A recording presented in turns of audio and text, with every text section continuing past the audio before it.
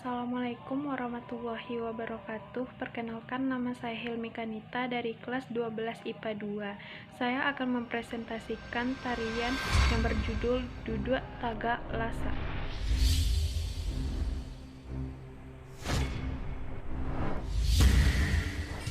Dalam penulisan kritik tari terdapat 5 tahapan.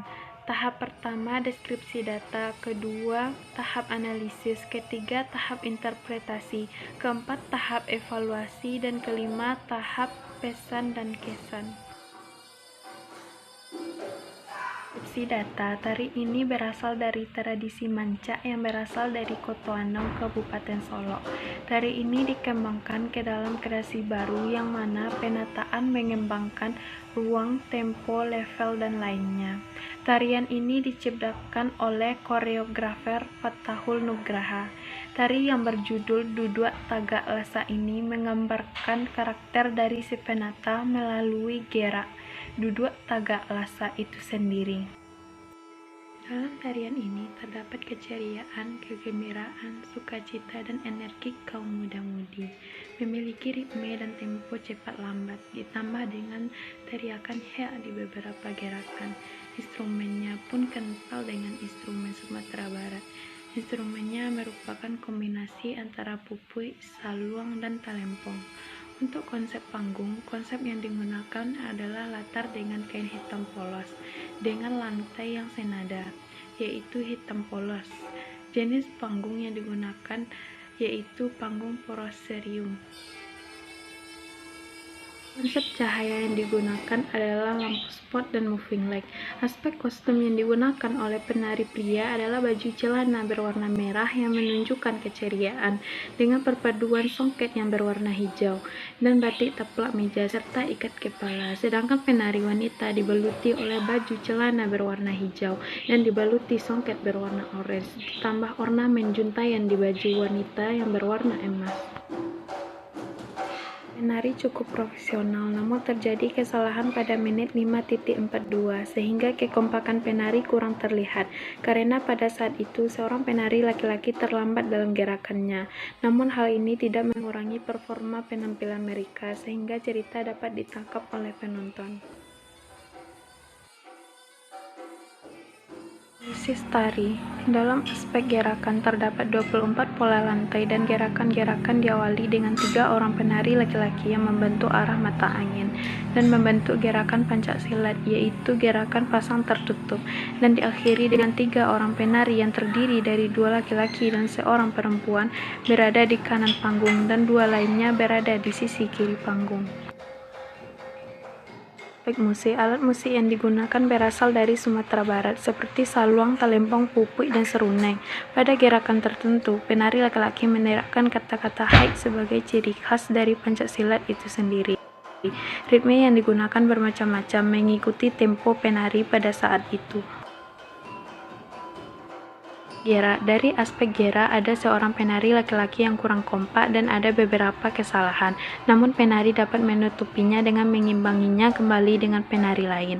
Aspek kostum. Dari aspek kostum yang digunakan sudah sangat cocok dengan tema dan musik yang mengiringinya, serta desain dari kostumnya bagus sehingga memberikan kontribusi terhadap gerakan penari, sehingga tarian yang ditampilkan terlihat memukau.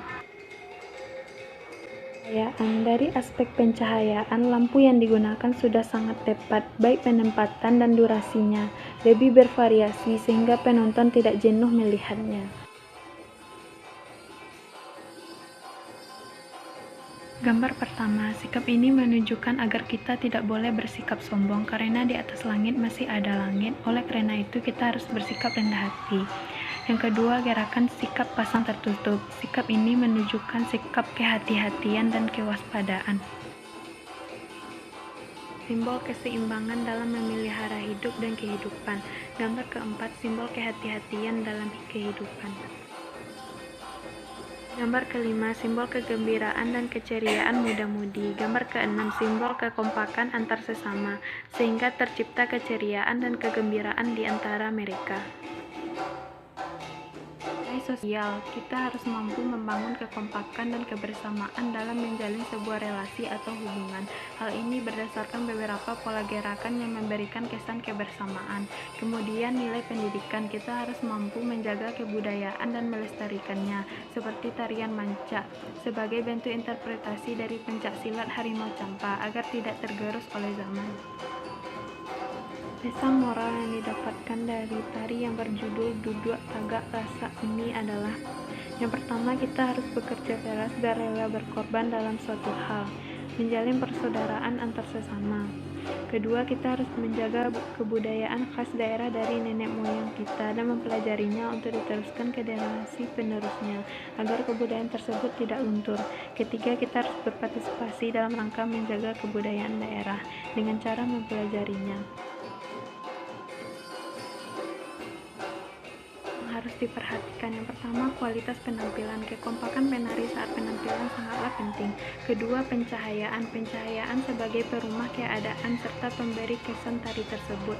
Ketiga, kostum dan tata rias yang dipakai cerita. Keenam, pola lantai merupakan aspek yang sangat berpengaruh bagi penonton. Cara menutupi kelemahan dalam tari. Yang pertama, properti. Dapat dilakukan dengan sering melihat bermacam gerakan tarian manca yang didominasi oleh gerakan pencaksilat, serta mempraktikkannya dalam kehidupan sehari-hari. Kemudian, tata rias dapat dilakukan dengan menambahkan karakter dalam penari tersebut sehingga mampu menambah kesan realistis. Ketiga, melakukan riset. Hal ini untuk membantu mengembangkan karakter yang sesuai dan cocok dengan inspirasi asalnya. Keempat, gerak. Dalam hal ini dapat diatasi dengan latihan tari yang cukup intens serta melatih mental. Kelima, pencahayaan dapat dibantu dengan memahami alur cerita dan menekankan beberapa peristiwa yang dirasa penting. Kesan terhadap pementasan tari Duduk Tagak Lasa ditampilkan sangat menarik dan bagus. Alur cerita dalam pementasan ini dapat ditangkap karena para penari mampu membawakan dengan sangat baik. Dalam pementasan ini, gerakan yang ditampilkan didominasi oleh gerakan pencaksilat dan moral yang diperoleh sangatlah banyak, seperti rasa kebersamaan, rasa bersyukur, rasa persaudaraan yang kuat, dan bela diri.